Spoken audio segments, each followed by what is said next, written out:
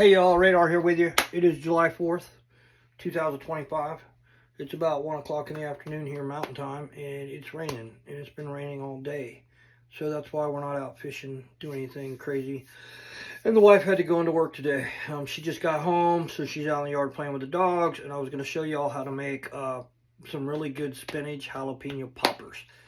I already did a lot of the work ahead of time, but I figured I'd do this today because can't go fishing, and I don't like being on the water anyway because the crazies are out, man. There's a bunch of really drunk people doing stupid things on holidays, and so I try to avoid the water and pretty much driving anywhere unless I'm going camping on the Snake River at my hunting camp or someplace where there's not a lot of people. So anyway, let me show you how to make these poppers because they're really good. They're really fast to make too. And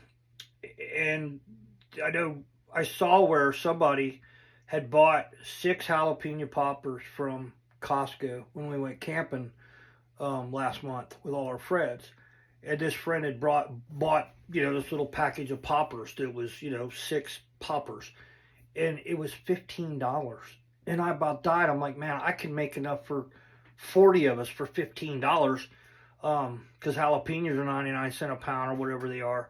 But anyway, so yeah, I'll just show you how to make these real quick. We're gonna start at the sink. I try and get jalapenos that are real flat.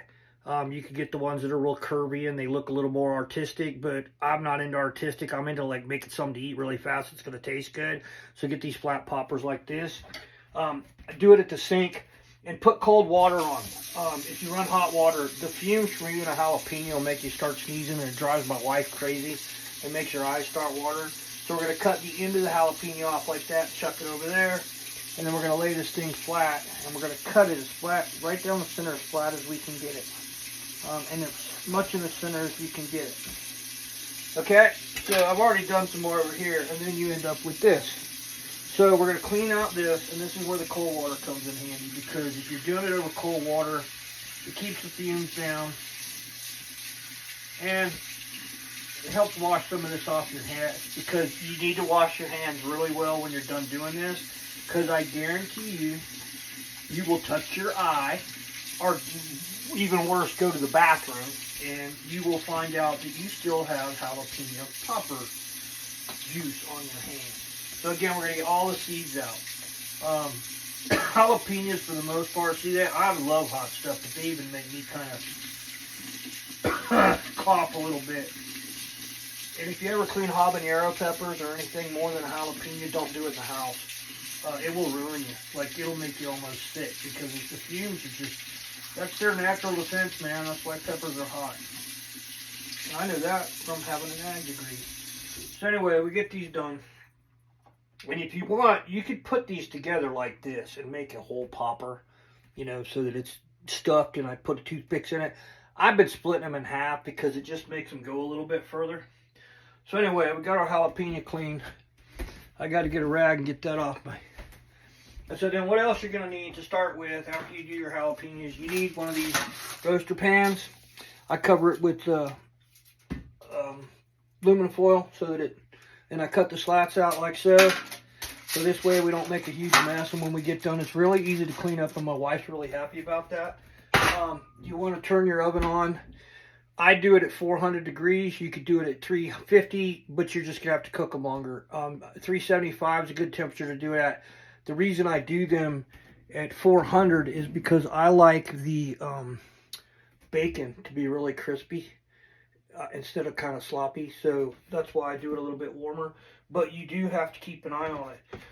So you need a package of cream cheese. Doesn't matter what kind you get. You need some kind of cheese that you like. Like I'm using this today, but you could use grated cheddar. You could use whatever you want. The cheese in here adds flavor, but it really is used more to help bind the sour or the cream cheese, so that when it heats up, it doesn't go flowing out. So that's why you put some regular cheese in there. I'm gonna put some garlic in there. I'm not cutting my own. I just do this. Some parsley flakes just to make it look pretty. Again, this is not. It doesn't add a bunch of flavor or anything, but I'm putting some parsley flakes in there. You need some toothpicks.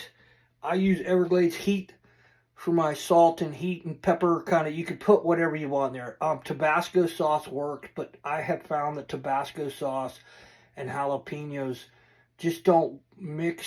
It'll make it hot, but it doesn't flow with it. And again, we're redneck about this, and somebody said it's like blue collar. Yeah, but you still want it to taste good. So I use this Everglades heat. And then I have spinach, and I'm going to put spinach in it because spinach is really good. It kind of, I make mine kind of hot. So by putting spinach in there, you get a little bit of a sweetness along with it. You could put whatever you want in these things. You could put hot sausage. You could put, cut up onions. You could put whatever you want in your thing, in your mix here that you're going to put in there. But what I did was I took a package of the cream cheese out earlier so that it got soft.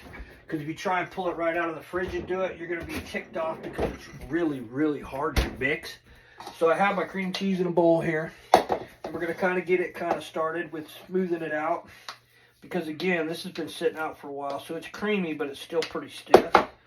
And then again, I'm from the South. We don't measure anything. We kind of just go by looks. Whatever looks good, and then taste it. See if it tastes all right. So we're going to put some of our cheese in here. If you were measuring this out, I would say that you would use a 1/4 cup of cheese for every package of cream cheese. And again, that's a guesstimate, but that would be a good place to start if you're somebody who really likes measuring things out. So then I'm going to kind of mix that in and make a mess, because this always kind of makes a mess because this gets sticky and it doesn't want to spread. And anyway, and that's not quite enough cheese, so we're going to put a little bit more in there. And then I'm going to add a little bit of spinach, a little bit of garlic, some parsley flakes just to make it look pretty.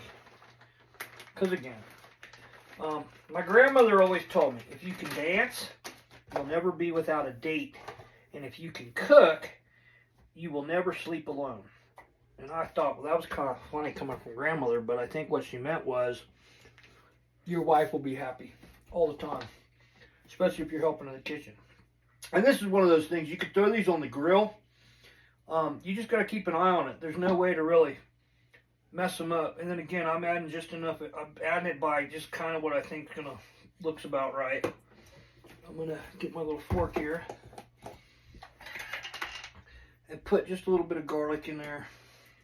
Because it's like anything you put in this is going to be like a little tidbit of flavor that comes out from the mix when we're done here. And I'm going to put kind of just enough spinach to almost like color it up. But you want enough spinach that you're going to get a bite or two.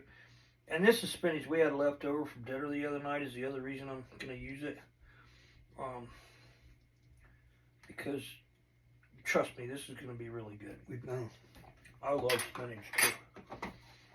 Like Popeye. And then some parsley flakes, and then we're going to mix it up and taste it. And the other thing is, if you can mix it a little bit at a time, and then add another ingredient and mix it. But I found that if you just go ahead and mix the doggone stuff all at once, it kind of makes it easier to mix. And it doesn't matter. It seems like you never have enough of this mix when you go to stuff your jalapeno poppers. But it doesn't. Again, this is something you could throw. You're gonna cook it at 400 degrees. At 350, I do it for about 45 minutes. At 400 degrees, I start checking them after about 25 minutes. Because I'm not gonna keep this video going so y'all can see what happens when we get done. But anyway, when we get done with this, we're gonna have something that kind of looks like that. And again, it's got quite a bit of spinach in there because it's going to be kind of like if you've had spinach manicotti or spinach lasagna, or because the heat just kind of, it's kind of like a sweet and sour thing, or hot and spicy, or well, that didn't help, did it? Sweet and spicy. Again, men cooking, beware. My hands just don't work like they used to. So we put a little bit more heat in there so that we can make it look pretty. And it's well mixed. Alright, so then we're going to take one of our little poppers here. We're going to get out the bacon that I put back in the fridge because the wife came home. We're trying to get the sat link set up and for the new internet, and she had 400 questions, and The other thing I'm trying to do is I try to clean up around me as I go, so I don't have 80,000 things in the way. So I apologize for that, and of course, since we dropped this in there, we got to clean it up because my wife will kill me. She'll be like, "Why did you put that back in the fridge?"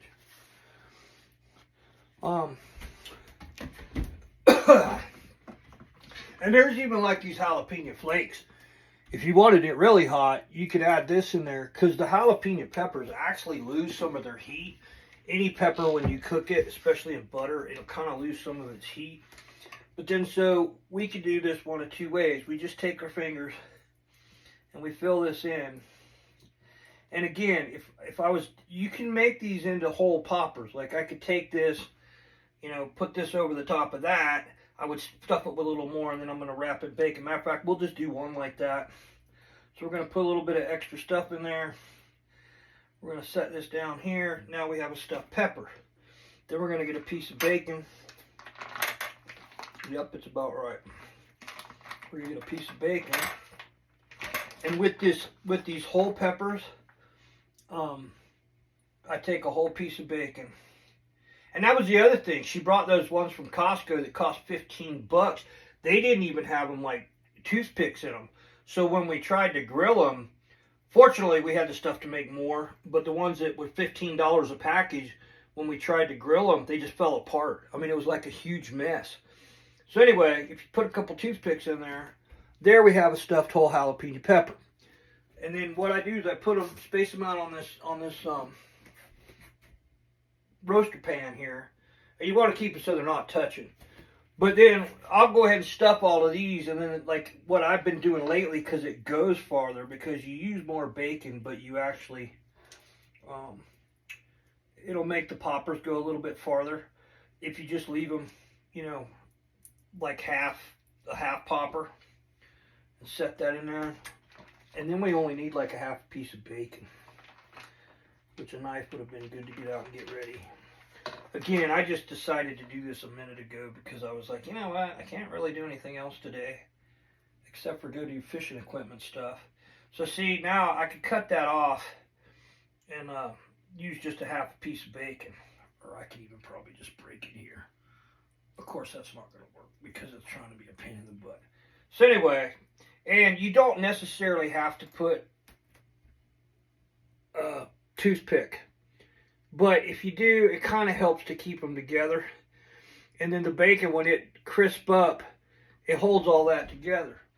So anyway, that's how I make these poppers. I'm not going to keep you all here watching me put all these together. But again, you get done with them.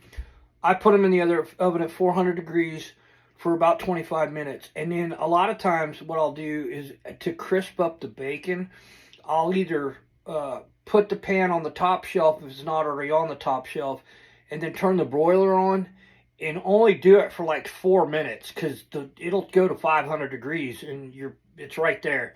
But it makes the bacon really crispy, but you got to watch it, because if you left it and forgot about it, it's going to burn them up.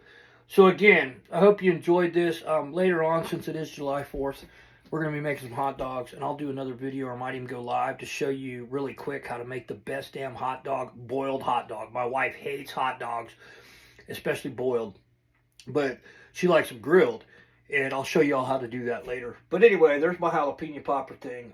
Maybe what I'll do is I'll hop on here and do a short and show you what they look like when they're done, because they're actually, you know, pretty good. I could pause this. Let's do that. Yeah, the magic of television. See, it's all done. I got the mess kind of cleaned up, and here's what you end up with. I went ahead and made 3 of them whole, well, basically 4 of them whole, because I like them like that. So that's what they look like. Look like little porcupines with all the toothpicks in them. Our oven is 400 degrees. We're going to slide these things in there, make sure they're not touching. I'm going to set the timer for about 25 minutes. Timer, 2, boom, 25 minutes. Oh, that's just wonderful. Because they're not going to be done, but I want to keep checking them so we don't overdo it. Anyway, there's a 15-minute video on how to make really good poppers. Again, I'll be back with the hot dog stuff later. Y'all have a safe 4th. God bless you. God bless America. This is 250th anniversary of our country. Let's celebrate it like Americans and Maybe quit fighting with each other for a day. I guess they've got all kinds of stupid stuff planned to, I mean, how do you boycott the 4th of July? Anyway, we're not boycotting this house. We're eating poppers, having hot dogs, drinking beer, doing what Americans do. Love you guys. Have a wonderful day. Again, be safe out there. Talk to you soon.